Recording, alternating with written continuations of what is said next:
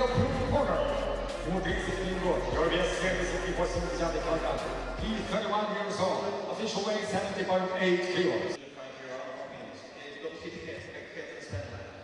Don't hit elbow to the distance below 6, okay? On the ground, don't hit knee and leg to the head, only to the body and the legs. Don't touch cage, don't touch drums, don't touch bones. Touch bones. Go correct. So there we go, Victor Carnegie in charge of the action. Here at ACB 64, me, Brian Lacey, alongside Frank Mir, calling these fights at the first ever professional fight card here in Turkey. We've had a good action so far. We're looking for this lightweight bout to deliver as well. The Iranian, Mohammad Kapayev in the blue corner. And Özgür İkoz, the Turkish fighter. Well, he threw a right hand and came down for that ankle pick. Oh, got reversed to a head and arm. He's pushing off. He's got his hooks in there. Mohammad does. This is not a good position for Özgür. He's eventually going to lose it like he did. Get his back taken. Hanging on to that hammer, eating some big hammer fists from the very powerfully built Mohammad Javed. Knees as well there. I don't know what his game plan is here, but he needs to do something. He's curled up here. And now, Kapayev manages to get those hooks in. And actually, that might have helped out Özgür a little bit, that Mohammad now has the back, essentially, and the hooks in, because he's not going to be able to ground and pound with the same viciousness he was. He's going to have to purely go for the chokes. And it looks like, you know, Özgür's pretty decent at holding on to the hands. He tried to use that as a throw and tip him off to the side, like we call a fat man roll in wrestling. And he's doing a good job of that wrist control, which is not allowing him to get choked. And now he looks like he's going to be able to go ahead and get on top. But, oh, Kapayev is doing a good job of not, usually when guys get that far on their hip, they get reversed. Shows that he probably has a very extensive wrestling background.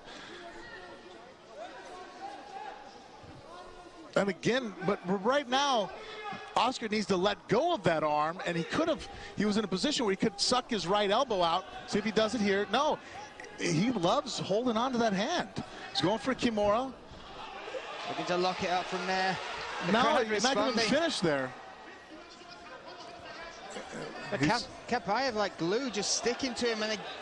Yeah, but he goes for the head and arm again. Off of the Kimura attempt, he rotated him down. See if he does it again. Yep, he's holding on to the elbow. Oh, and now he's in a back. Big shots coming down. Adjusts his position. Such a strange defense that Özgür has. It almost looks like he has almost like a judo type thought process where you could throw him to his back. And here, again, he's reaching back and grabbing the head, and that is just wrong. I don't know how else. I mean, I don't want to insult people during the commentary, but if Özgür is paying attention, it's bad. There's nothing that comes good from that. Well, only thing that's come from that is looks like full mount now from Kapayev. Now he's stacking up on top of him and manages to get his head free.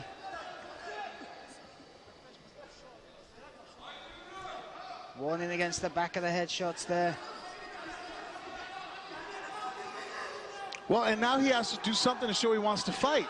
Well, looking to try and get that arm under the chin there. We can't see from this angle exactly how deep that is, or if it's on the chin or under it. And really, Mohammad would be better off just pulling out and trying to pick his shots, because Özgür is just bellied down right now, and now he's building base back up.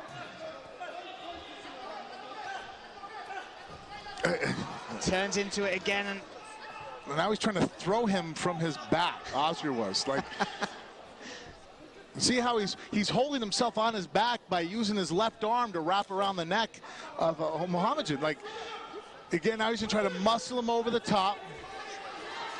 Somehow he ends up on top for the first time. Yeah, that didn't work because it was a good technique. That worked because Mohammad messed up. And look at that, the crowd respond. But the referee already calling for action. Mohammad looks like he's happy to hold on there and restrict the posture of Oscar.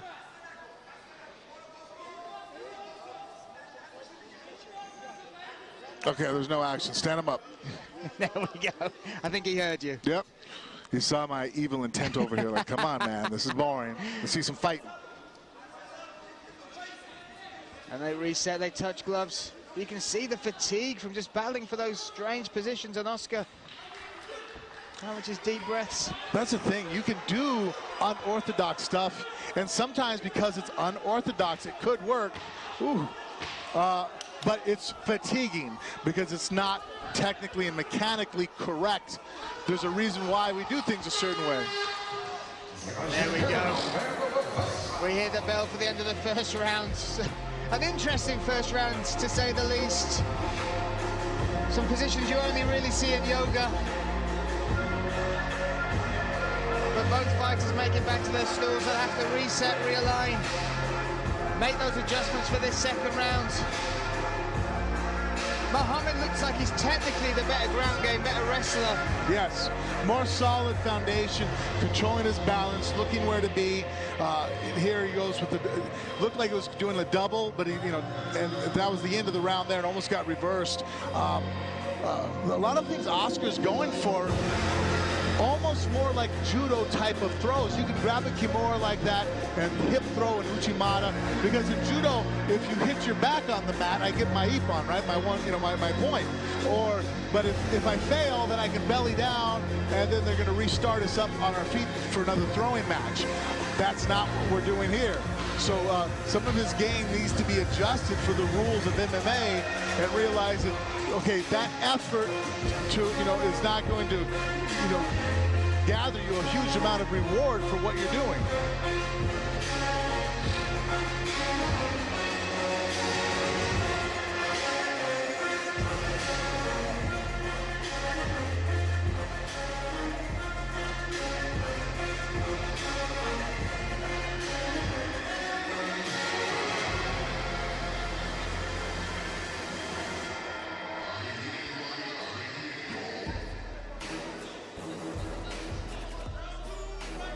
And there we go, we're finally set for round two.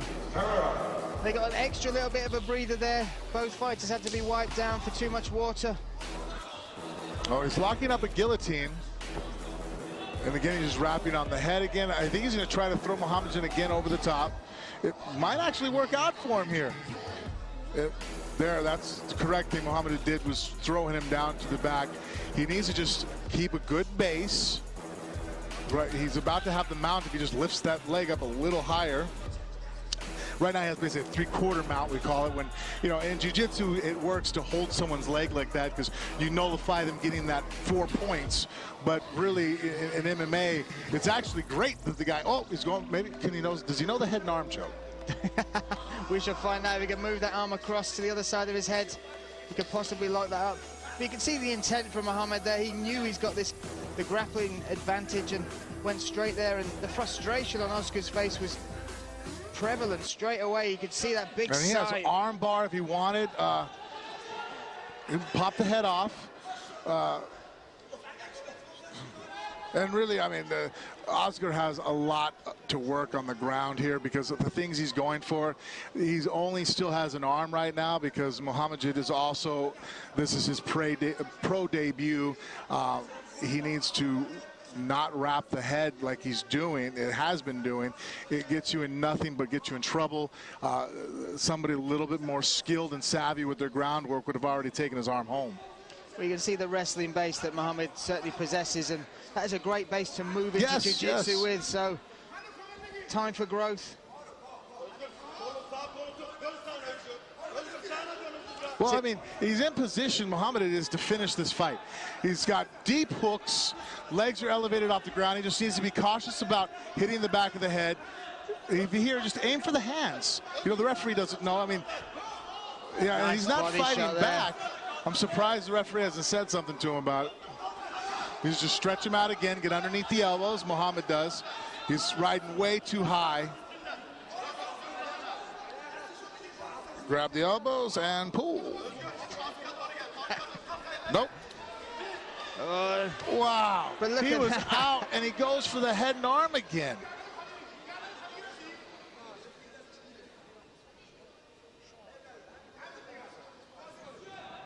Look at this now, he's still got the back there. We've seen some interesting transitions. He could even lock up the body triangle here.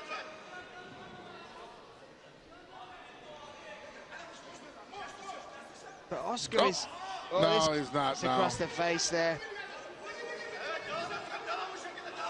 Oscar trying to knock him out from... He's tried other things from this position.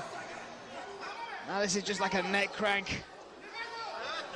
Yeah, he's not under the chin.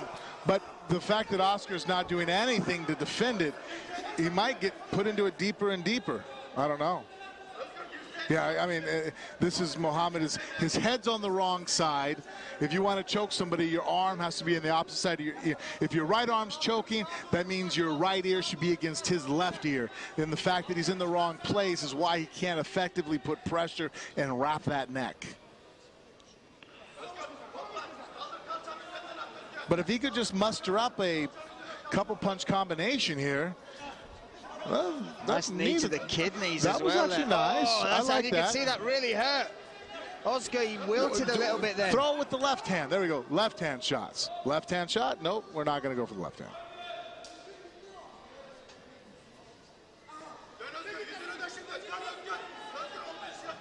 So this is more of the same in round two.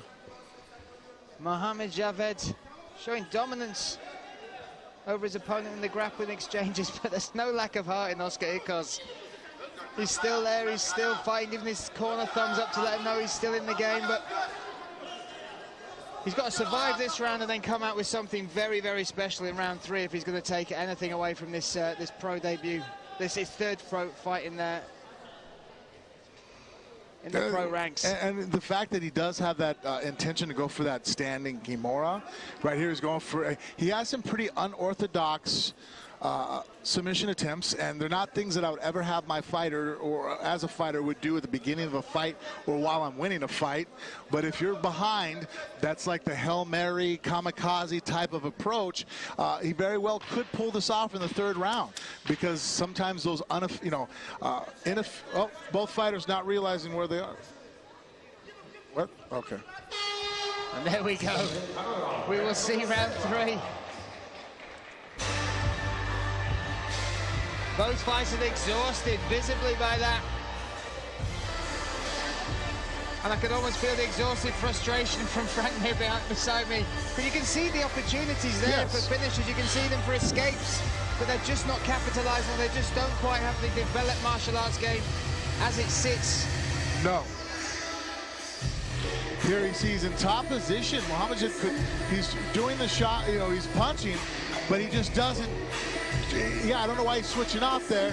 He could get the fight stopped and get a TKO because, you know, Oscar's not doing anything besides sitting there and covering up. And so here he goes again with the choke. It's again on the wrong side. His head is of the arm. You have to wrap it on the other side. And Oscar does a good job of wrist control and wrapping the arms, you know, because he is going for that Kimura, and then he reaches back and goes for that head and arm, which it's been a mixed bag. It can sometimes work, but most of the time there's a reason why it's not a fundamental move. It's very low percentage.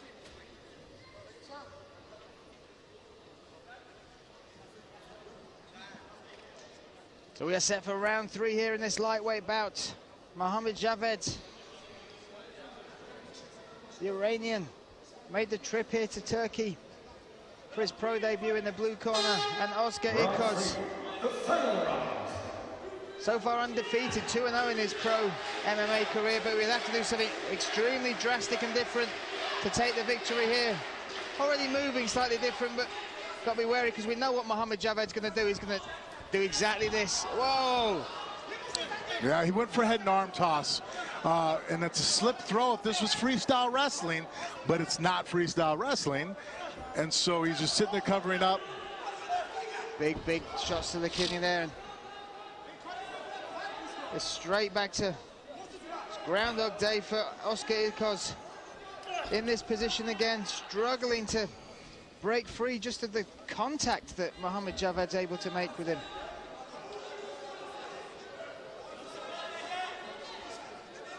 Oscar Ikos may be ending up on top for the first time in this fight. And he went for head and arm. Oh, I thought he was going to go for the Kimura.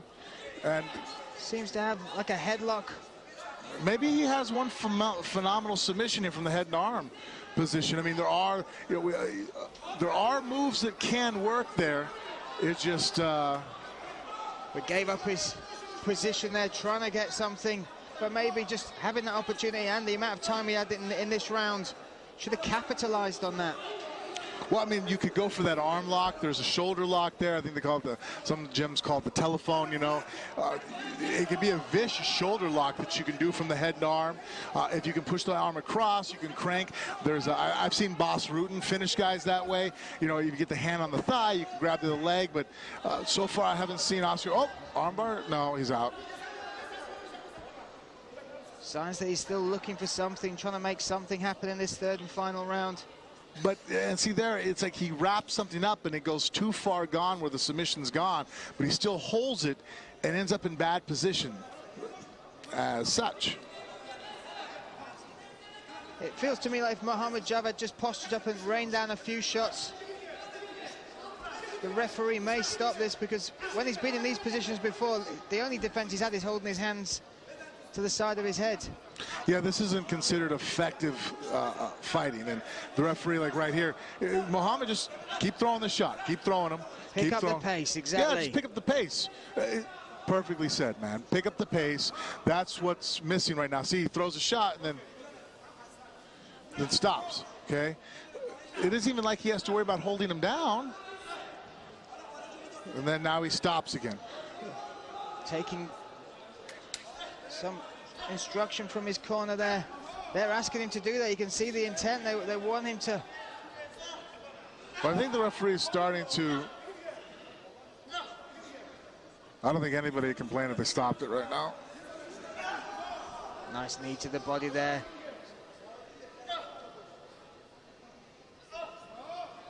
Feels like he's in slow motion throwing these shots. Deep breaths from both fighters, but nothing from the bottom from Oscar Ikos.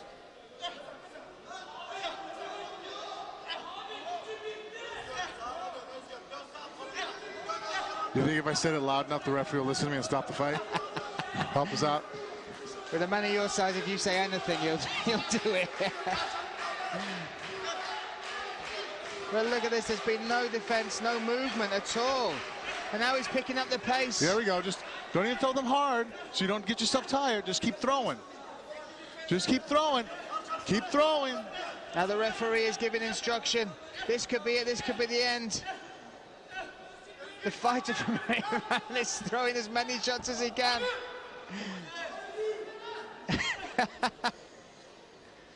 He's just turtled up now. This is a case of...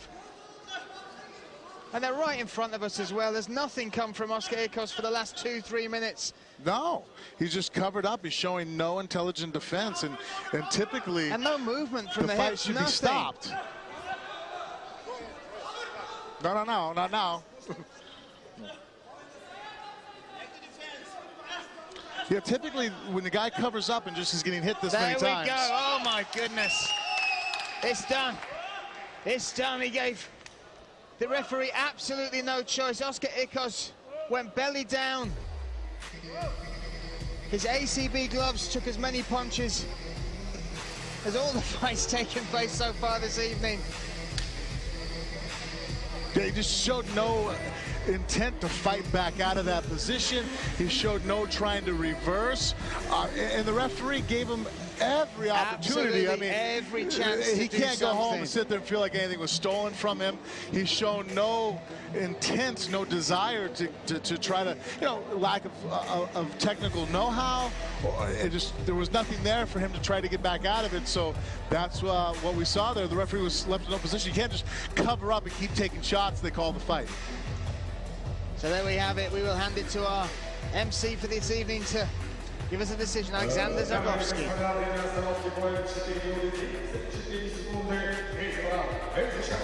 have time, 4 minutes and 34 seconds of round number 3. техническим нокаутом победу одержал Joe Winner by 10-0 knockout.